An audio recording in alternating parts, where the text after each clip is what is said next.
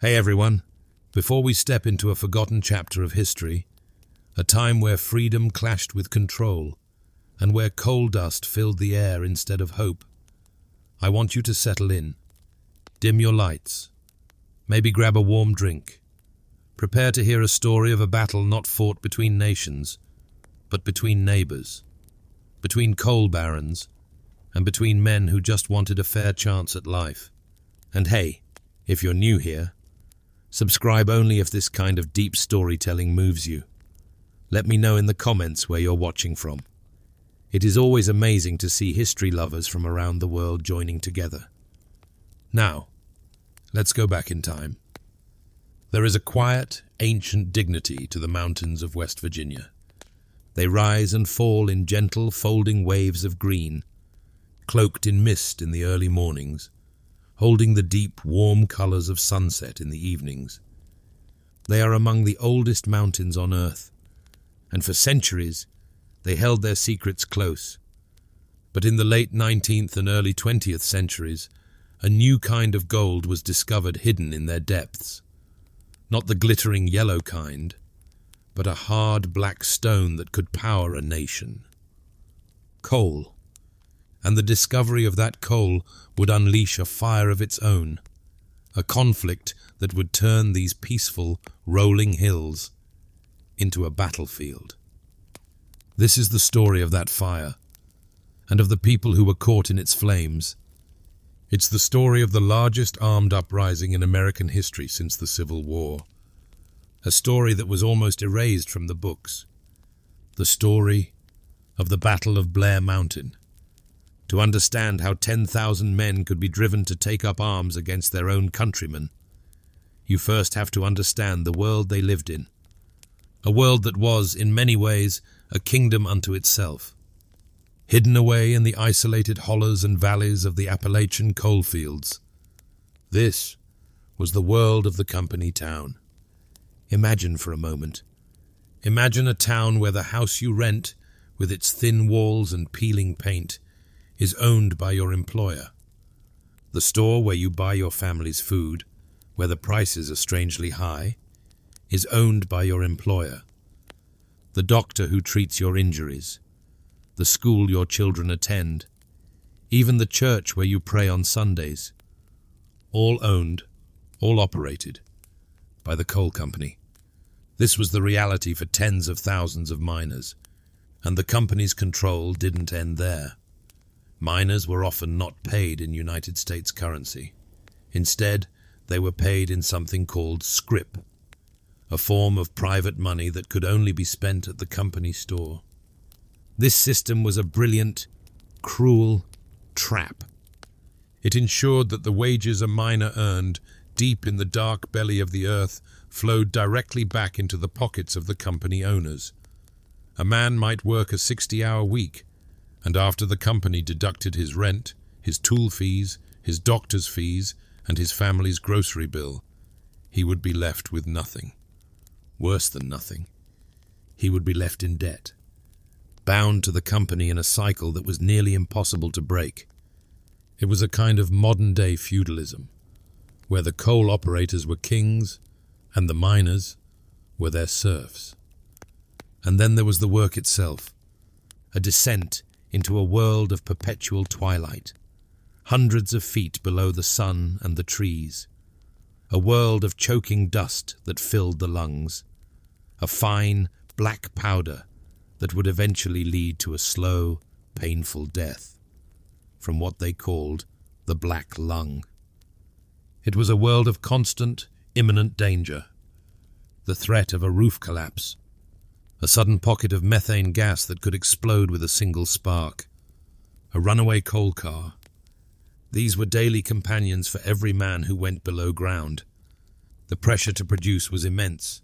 Foremen pushed the men relentlessly. Safety was an afterthought, a luxury that cut into profits. Men were not men. They were numbers on a ledger, entries in a cost-benefit analysis, where their lives were often deemed an acceptable cost. But in the hearts of these men, a single powerful idea began to take root. It was a word whispered in the dark of the mines, spoken in hushed tones in the privacy of their homes. A word of hope. That word was union. The United Mine Workers of America represented a glimmer of hope in this dark world. It promised fair wages, paid in real money. It promised an 8-hour day. It promised a measure of dignity. The right for a man to have a voice in his own life, to stand as a free citizen, not as the property of a corporation, but to the coal barons. This word, union, was not a request for justice. It was a declaration of war. They had built their empires on a foundation of total control, and they would not give it up without a fight. And to fight this war, they hired private armies. The most notorious of these was the Baldwin Felts Detective Agency, a private police force known for its brutal, merciless tactics. They were the enforcers of the company's will. They would evict families from their homes. They would beat and intimidate organizers, and if it came to it, they were not afraid to kill. This simmering war, this clash between freedom and control, was about to find its flashpoint. In a small, unassuming town called Matawan, a confrontation was brewing that would drench the streets in blood and give the miners a hero they were willing to die for. The long march to Blair Mountain did not begin on the slopes of the mountain itself. It began on the railroad tracks of Matawan, with a small-town sheriff who dared to say no. The town of Matawan, West Virginia, sat nestled on the banks of the Tug Fork River, a small, bustling hub in the heart of the Mingo County coalfields. It was a place where the soot from the coal trains settled on every surface, and the rhythm of life was dictated by the shriek of the mine whistle. In the spring of 1920, Matawan was a town on a knife's edge. Union fever was sweeping through the hollows. The miners of Mingo County were signing up with the United Mine Workers in droves. They were tired of the scrip, tired of the company stores, tired of living under the thumb of the Stone Mountain Coal Company. And in Matawan, they had an unlikely and powerful ally. His name was Sid Hatfield. Sid Hatfield was not a big man, but he carried himself with an authority that belied his stature. He was the town's chief of police, and he was known for two things: a near-constant chew of tobacco and a fierce, unwavering loyalty to his people. He had worked in the mines himself. He knew the hardships the men faced. Unlike the lawmen in other counties, who were often on the coal company's payroll, Sid Hatfield could not be bought. When the company tried to place machine guns on the rooftops of Matawan to intimidate the striking miners, it was Sid who told them to take them down. He was the law in Matawan, he said, and he would protect his town and its people. To the miners, he was more than a police chief. He was one of them, a protector, a hero. This defiance did not go unnoticed. The Stone Mountain Coal Company, infuriated by the successful Union drive, decided it was time to break the strike in the usual way. They hired the Baldwin Felts Detective Agency. On May 19, 1920, a train carrying 13 of their agents pulled into the Matawan station. They were led by Albert and Lee Felts, two brothers with a fearsome reputation for union busting. Their task for the day was simple and cruel: to evict the families of union miners from their company-owned houses. They went about their work with cold efficiency, walking up to the small clapboard homes and forcing families out onto the street, tossing their furniture and meager possessions into the muddy yard. The town watched, a low simmer of anger building with each eviction. As the day wore on, the agents finished their work and headed back towards the train station to catch the 5 o'clock train out of town. But Sid Hatfield was waiting for them. He confronted Albert Felts on the steps of the general store, presenting him with a warrant for his arrest, issued by the town's mayor, Cabell Testaman. Felts sneered and produced a warrant of his own for Sid Hatfield's arrest. It was a tense standoff. two systems of law colliding on a dusty street. Mayor Testament stepped forward, insisting that the Baldwin Felts warrant was fraudulent. "This is not legal," he said. An agent leveled his rifle at the mayor, and in that moment, the simmering anger of Matewan boiled over. No one knows for sure who fired the first shot. Some say it was Sid, some say it was a nervous detective. But in an instant, the street erupted in a hail of gunfire. The sound of shots echoed off the brick buildings as miners, who had been watching from windows and doorways, joined the fray. When the smoke cleared, less than a minute later, 10 men lay dead or dying on the streets of Matewan. Among them were Mayor Testament, 2 local miners, and 7 of the Baldwin Felts detectives, including both Albert and Lee Felts. The agency's power in West Virginia had been shattered in a single, bloody confrontation. Sid Hatfield, miraculously, was unharmed. The news of what came to be known as the Matewan Massacre spread like wildfire through the coal fields. Sid Hatfield was no longer just a local hero. He was a legend. He was the man who had faced down the hated gun thugs and won. He became a symbol of resistance, proof that the coal companies were not invincible. The miners of West Virginia had a champion. But the victory in Matewan was not an end. It was a beginning. The coal operators were enraged and humiliated. They would not let this challenge to their authority stand. They would pour money and resources into crushing the Union, and their first target would be the man who had defied them. The law had failed to protect the companies in Matewan, so they would now use the law to seek their revenge on Sid Hatfield, setting the stage for a trial that would grip the state and push the miners ever closer to open war. The gunshots that rang out in Matewan echoed far beyond the confines of that small riverside town. For the Union miners, it was a thunderclap of victory, a moment of almost mythical significance. For the coal companies, it was an intolerable humiliation. Their authority had been openly challenged, and their enforcers had been gunned down in the street. In the aftermath, the battle lines hardened. The Mingo War had begun, and the legal system became the new battlefield. Indictments were handed down, not just for the surviving Baldwin Felts agents, but for Sid Hatfield and 22 of his supporters. They were charged with the murder of Albert Felts. The coal operators, with their vast wealth, hired the best lawyers money could buy. Their goal was simple: to see Sid Hatfield, the hero of Matewan, hang. The trial, held in the winter of 1921, was a spectacle. The national press descended on Williamson, the county seat, eager to tell the story of the Wild West gunfight that had erupted in the Appalachian Mountains. The prosecution painted Sid as a cold-blooded killer, the leader of a violent mob. But the Union and the community rallied around him. They saw him as a defender, a man who had stood up to the tyranny of the gun thugs when no one else would. Witness after witness from Matewan took the stand, their stories weaving a consistent tapestry of self-defense against the aggression of the Baldwin Felts agents.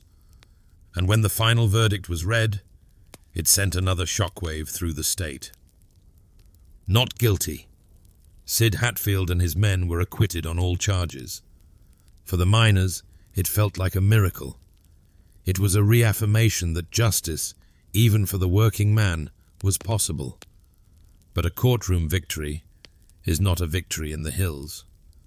The coal companies, having failed to eliminate Sid through the law, now escalated their campaign of violence and intimidation. The Mingo War became a brutal, grinding conflict. Snipers lurked on the ridges overlooking the tent colonies where evicted miners and their families now lived. Gun battles erupted between Union men and company guards.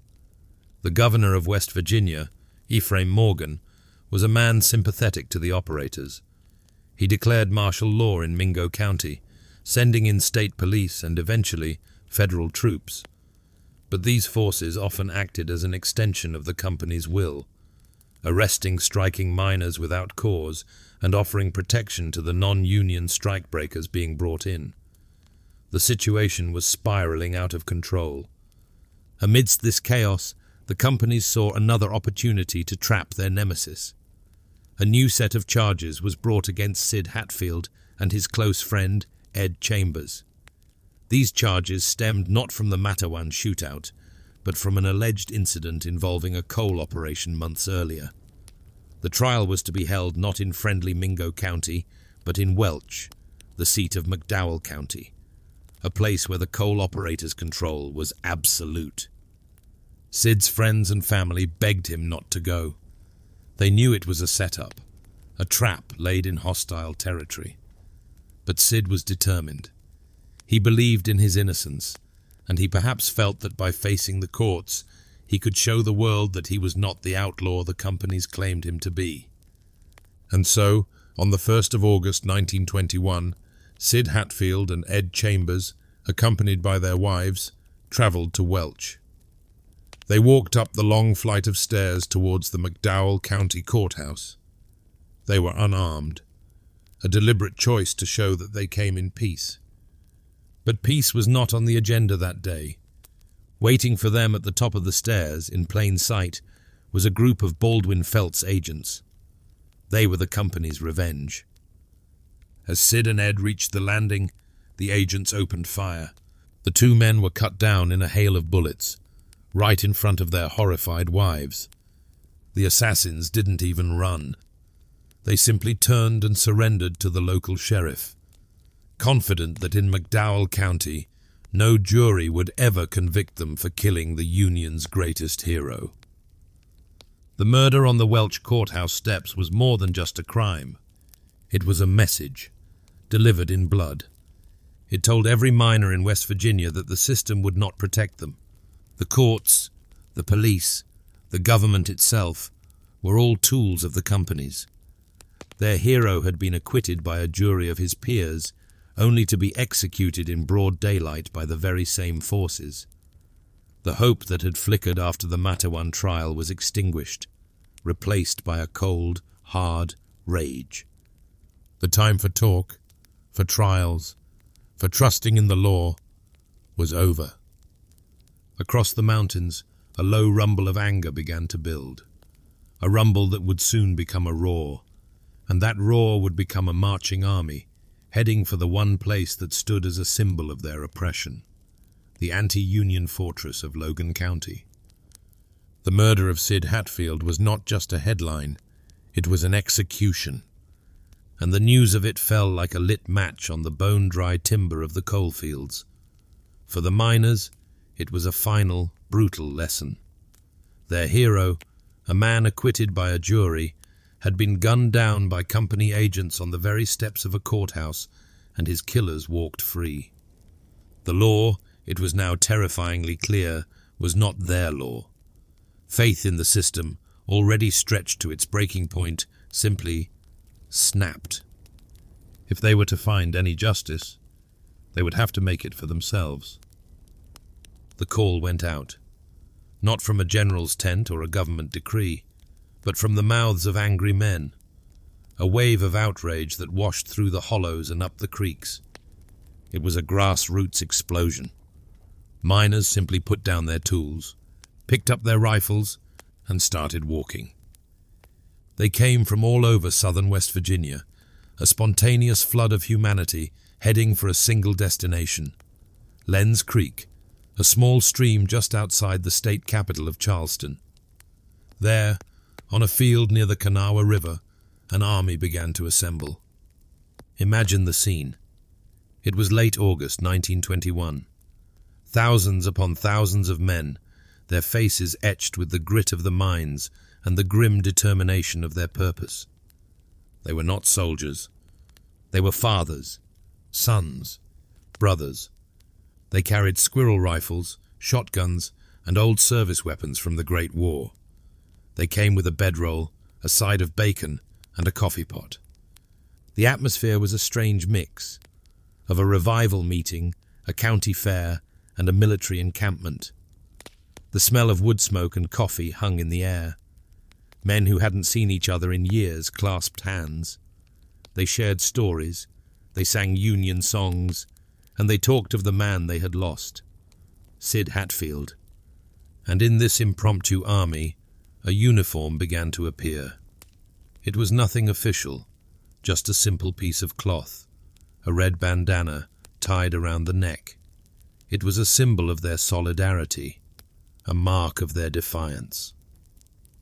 For a few days in the summer of 1921, these men were the Redneck Army. And this is where that term, so often used as a slur, truly finds its American roots. Not in ignorance, but in the fight for labor rights, worn proudly by men who were willing to die for the Union.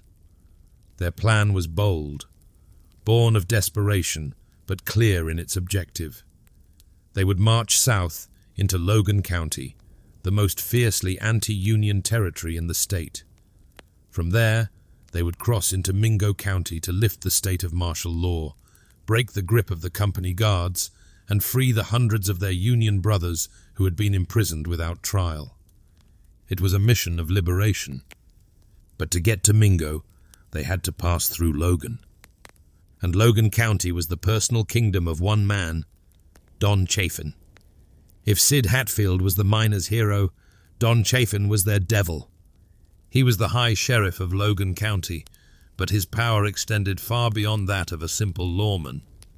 He was, for all intents and purposes, a dictator, his authority bought and paid for by the coal companies. He received a handsome sum for every ton of coal mined in his county, a payment to ensure that the Union never got a foothold there. And he enforced his rule with an iron fist and a private army of deputies, hundreds of men who patrolled the borders of Logan County like a private fiefdom. Chafin was powerful, wealthy, and utterly ruthless. He saw the approaching miners not as protesters, but as an invading force threatening his empire. As the Redneck Army, now numbering close to 10,000 strong, began its march out of Lenz Creek, Don Chafin began to prepare for war. He used company funds to arm his deputies with the latest weaponry. He chartered private planes, intending to use them for reconnaissance, and perhaps something more sinister. And he chose his battlefield, a long, high ridge that formed a natural fortress on the border of his county, a place called Blair Mountain. The largest private army in American history was on the move, marching under the banner of the red bandana. And on the cool, high ridges of Blair Mountain, another army, paid for by coal money and commanded by a ruthless sheriff, was digging in, preparing the machine gun nests, and waiting. The collision was now inevitable. The spine of Blair Mountain rises sharply from the surrounding valleys, a formidable wall of rock and ancient forest. In the last days of August 1921, it became the dividing line between two Americas. On one side, in the valleys to the north, was an army of 10,000 working men, their red bandanas a splash of defiant color against the green landscape. On the other side, dug in along the ridgeline, was the army of Don Chafin, a force of perhaps 3,000 deputies and volunteers, armed and funded by the coal companies, ready to defend the sealed border of their profitable kingdom. For the miners, this ridge was the last barrier to freedom. For Chafin's men, it was the line they had been paid to hold, at all costs. The miners' advance was a remarkable feat of grassroots organization. With no formal command structure, leaders naturally emerged.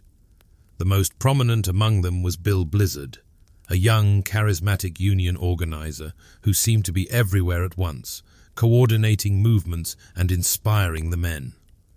They were not a marching army in the traditional sense. They were an unstoppable tide.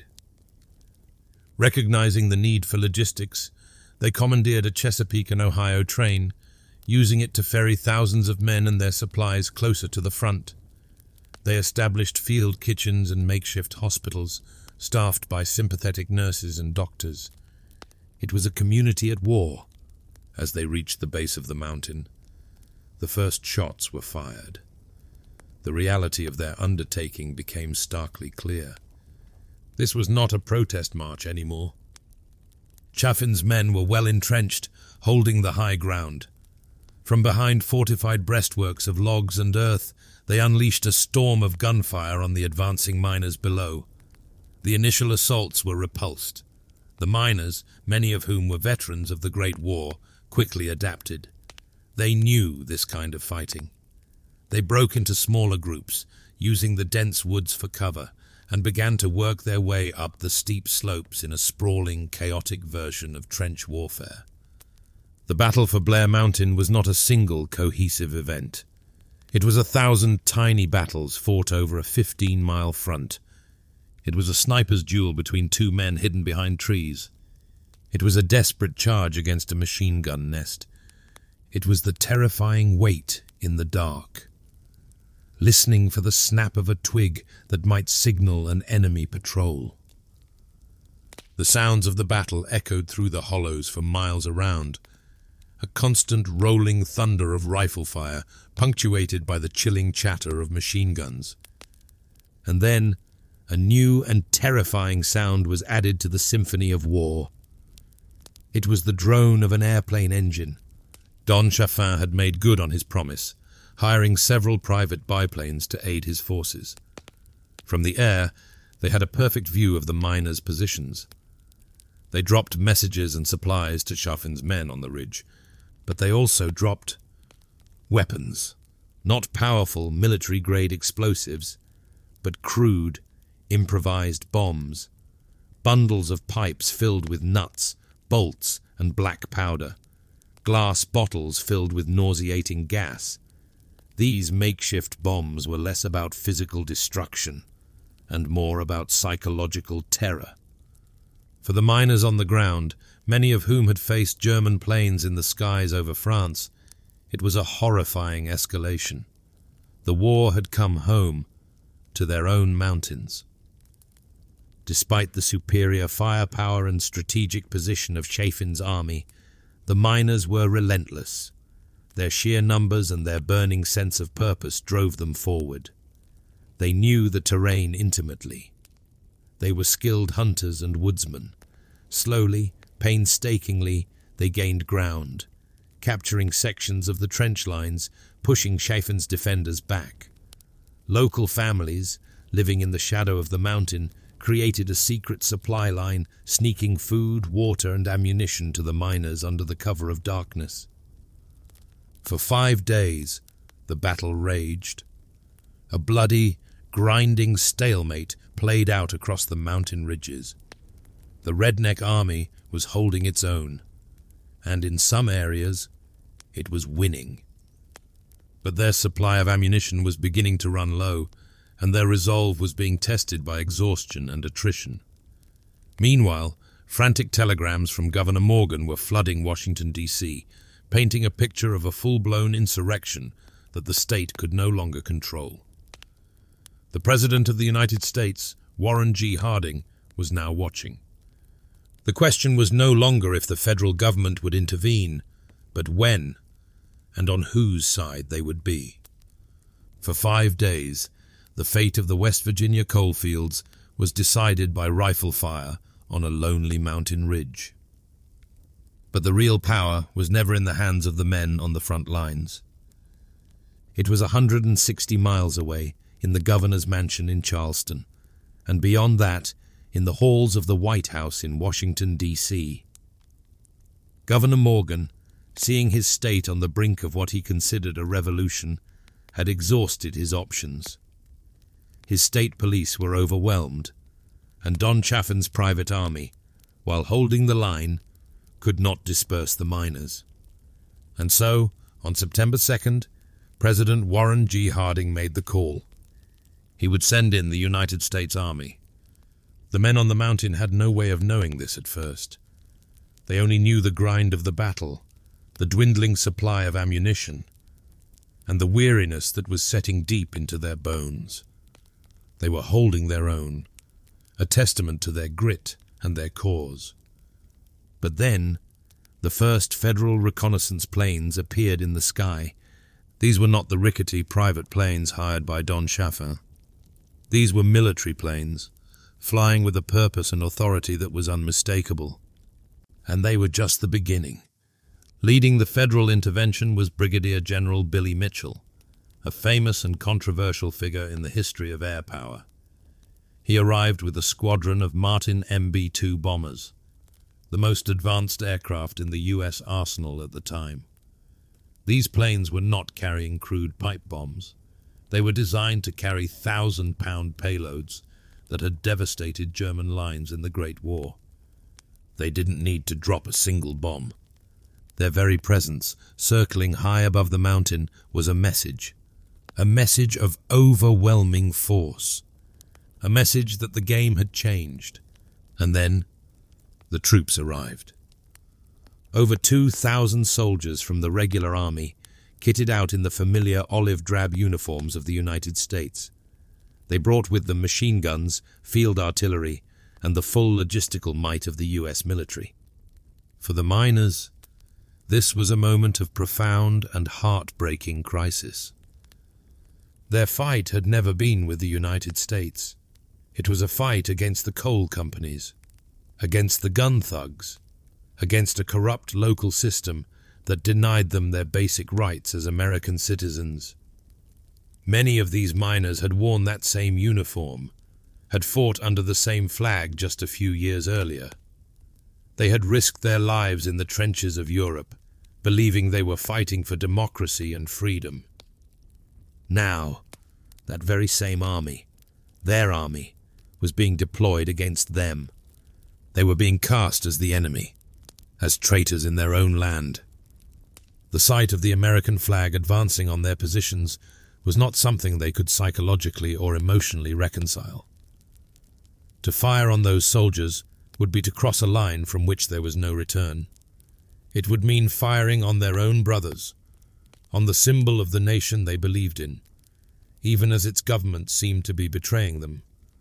The leaders, like Bill Blizzard, understood this immediately. There was no victory to be found in a battle with the United States Army. It was a fight they could not win.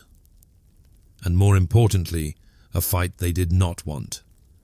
The decision was made, a painful but necessary choice. The war was over. The word spread from foxhole to foxhole, whispered through the trees.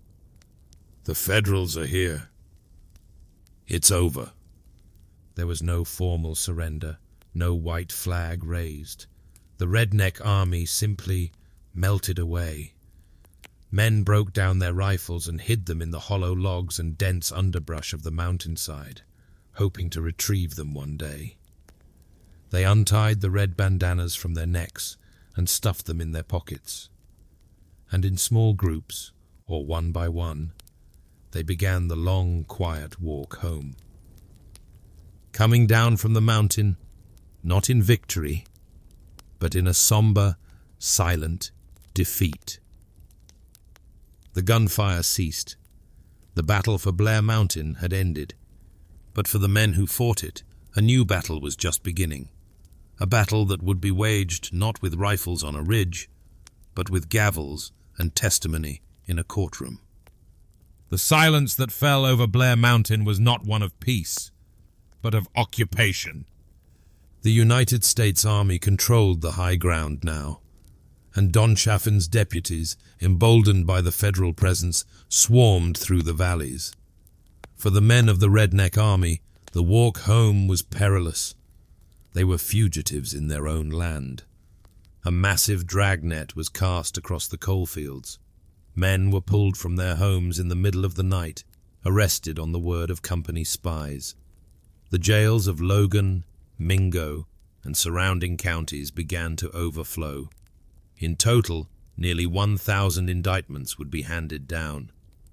The charges ranged from murder and conspiracy to insurrection. But the state, urged on by the coal operators, wanted to make a statement that would echo for generations.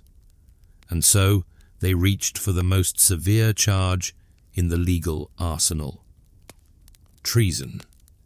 It was a stunning legal maneuver. The state of West Virginia was officially accusing its own citizens of levying war against it. The miners, who saw themselves as patriots fighting for their constitutional rights against a corporate tyranny, were now formally branded as traitors. The main target of this charge was the man the state identified as the general of the miners' army, Bill Blizzard. His trial was moved across the state to Charlestown in Jefferson County, a place heavy with history. It was in this same courthouse 60 years earlier that the abolitionist John Brown had been tried and convicted of treason for his raid on Harper's Ferry. Now, another man accused of leading a private army for the cause of freedom would face a jury in the same hall. The trial was a national sensation. The prosecution, backed by the immense resources of the state and the coal companies, portrayed Blizzard as a dangerous revolutionary, the leader of a Bolshevik uprising intent on overthrowing the government. They painted the march not as a desperate plea for justice, but as a violent, organized insurrection. The future of the American labor movement seemed to hang in the balance.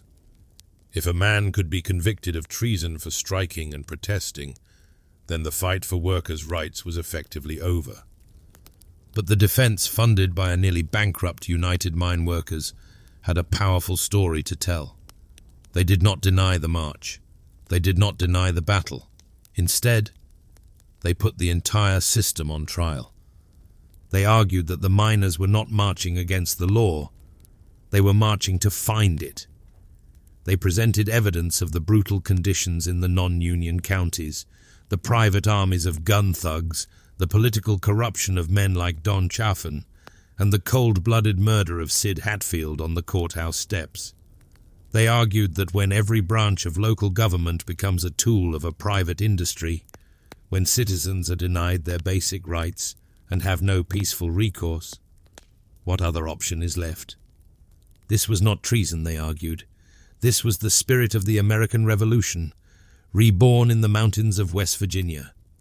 Bill Blizzard's testimony was the climax of the trial.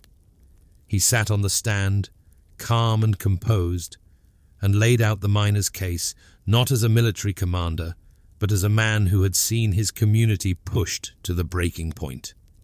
After weeks of testimony, the jury, made up of local farmers and merchants, retreated to deliberate. The nation held its breath.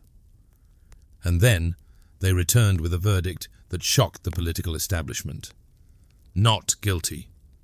Bill Blizzard was acquitted of treason. The verdict was a monumental legal victory, a testament to a jury's ability to see past the hysteria and understand the deep injustices that had led to the war. Other trials that followed had mixed results. Some men were convicted on lesser charges, but many were also acquitted. The state's attempt to crush the movement with the treason charge had failed. But in another, more practical sense, the war had already been lost. The United Mine Workers of America had poured every last dollar into the legal defense of its members. The Union was financially shattered. The sheer power of the state and federal government had proven that armed resistance, no matter how justified, was ultimately futile. The miners returned to their homes, not to a new era of freedom, but to the same company towns, the same company stores, and the same dark, dangerous mines. The Union's presence in southern West Virginia was effectively broken, and a heavy silence fell over the mountains. For decades, the story of the march on Blair Mountain would become a whisper, a painful memory that parents were afraid to tell their children, a forgotten war, buried beneath the weight of defeat. The end of a war is rarely a clean break. It is more often a slow fading, a gradual return to a life that looks the same as it did before, but feels irrevocably different. After the trials concluded, after the acquittals and the convictions, the men of the Redneck Army returned to a world that had not changed, and yet had changed completely. The coal companies had won. Their power, now reinforced by the full authority of the state and federal government, was absolute. The Union, the United Mine Workers of America, was a ghost, its treasury empty and its spirit broken in the southern counties. The great hope that had fueled the march to Blair Mountain had been extinguished, and in its place settled a heavy, suffocating quiet. A story of this magnitude, of 10,000 men taking up arms in a fight for their rights, doesn't simply vanish from the pages of history. It has to be buried. And in the years that followed the battle, a systematic effort was made to do just that. The state of West Virginia, deeply embarrassed by the conflict, had no interest in memorializing a war it had fought against its own citizens. The coal companies, who controlled so much of the press and the political discourse, certainly didn't want the story told. It was a tale of their own ruthlessness, a dangerous example of what might happen when men were pushed too far. And so, in the official histories, in the textbooks given to school children, the Battle of Blair Mountain was reduced to a footnote, a brief mention of labor disputes or minor unrest, stripped of its scale, its passion, and its profound meaning. But the most powerful silence came from the miners themselves and the communities they lived in. It was a silence born not of forgetfulness, but of fear and of trauma. To speak openly of the march was to mark yourself as a troublemaker, to put your name on a blacklist that would ensure you never worked in a coal mine in the region again. It was a risk that a man with a family to feed simply could not afford to take. And there was a deeper, more personal reason for the silence. For many, the memory was a source of great pain. It was the memory of a crushing defeat, of friends lost, of a dream that had died on that mountainside. It was the memory of being branded a traitor by the country they loved. And so, they buried the story within themselves. Fathers who had fought on the ridge did not tell their sons what they had done. Grandfathers who had worn the red bandana kept their rifles and their memories hidden away. The battle became a family secret, a piece of folklore whispered about in hushed tones, its sharp edges worn smooth by time and caution. It became a story too dangerous, too painful to tell. To protect the next generation, to shield them from the consequences and the heartbreak, an entire generation chose to forget. And as the people fell silent, the mountain itself seemed to follow suit. The trenches, dug in such desperation, were slowly softened by rain and time, the earth slumping back into its original contours. Leaves and soil filled the foxholes. Bark slowly grew over the bullet scars on the old oak and hickory trees, encasing the lead slugs within a living tomb. The physical evidence of the war was being reclaimed by the patient, relentless force of nature.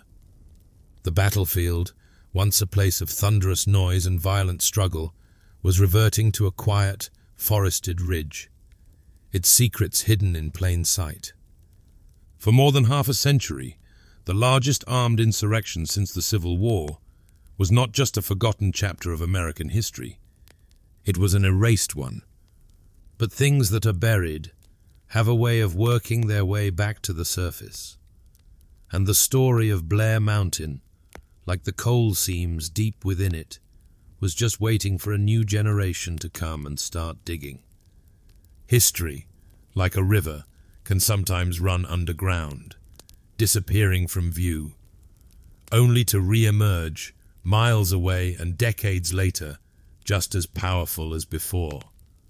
For more than 50 years, the story of Blair Mountain flowed through this hidden, silent course. But in the late 20th century, trickles of the story began to break through to the surface. Historians, digging through dusty archives and Union records, began to piece together the sheer scale of what had happened. Academics began to interview the last surviving witnesses, capturing their faded memories just before they were lost to time. And archaeologists, armed with metal detectors and old maps, began to walk the quiet ridges of the mountain itself. And what they found was extraordinary. Just beneath the topsoil, under the fallen leaves and tangled roots, the battle was still there. They unearthed thousands of spent shell casings from rifles and machine guns precisely where the battle lines had been drawn.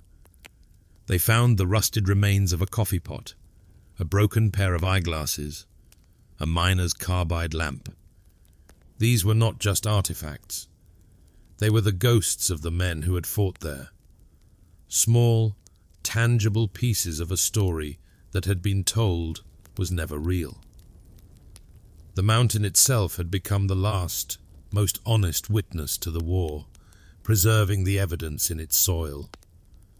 But just as this history was being unearthed, a new threat emerged, one that would not just bury the story, but obliterate the landscape where it happened.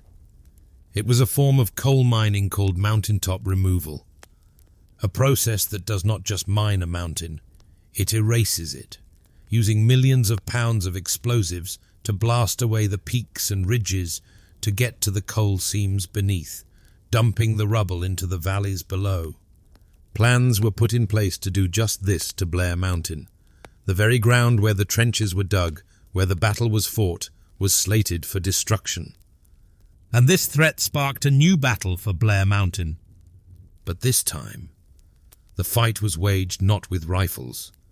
It was waged with petitions, lawsuits, and historical preservation laws. An unlikely alliance formed. The descendants of the Union miners, who were now finally learning the truth of their own heritage, stood side by side with environmental activists fighting to save the mountain ecosystem. They were joined by historians and archaeologists who argued that the site was a priceless, one-of-a-kind outdoor museum of American history. For years, they fought a bureaucratic war to have the battlefield officially recognized and placed on the National Register of Historic Places, a move that would offer it some protection from the mining companies. It was a long, arduous struggle, with victories and heartbreaking setbacks. But in 2018, after a decade-long court battle, the Blair Mountain battlefield was officially and permanently restored to the National Register. The ground was saved. Today, the story of the Redneck Army is no longer a shameful secret. It is a badge of honor. Descendants of the miners proudly claim their heritage. The term redneck, once a slur, has been reclaimed by many as a symbol of proud, pro-union, working-class defiance. The battle is now taught in West Virginia schools. Memorials have been erected. Every year, people gather to march the route their ancestors took, not as an act of war, but as an act of remembrance. The echoes of Blair Mountain are all around us, if we choose to hear them. They are present in every conversation we have about the dignity of work, about the right to a living wage, about what happens when corporate power goes unchecked and ordinary people feel they have no voice left in their own destiny. The story asks us a timeless American question. What does it mean to be a patriot? Is it blind obedience to authority? Or is it standing up for the nation's founding ideals, even when its own systems fail you? The men who fought on that ridge did not win the war in 1921. They were defeated, and their story was silenced. But in the end, their truth survived. It survived in the quiet memories of their families. It survived in the rusted metal buried in the earth. And it survives today as a powerful reminder. A reminder that some fights are for more than just a paycheck. They are for justice, for dignity, and for the right to be heard. The silent past is never truly silent. It just waits, patiently, for us to learn how to listen.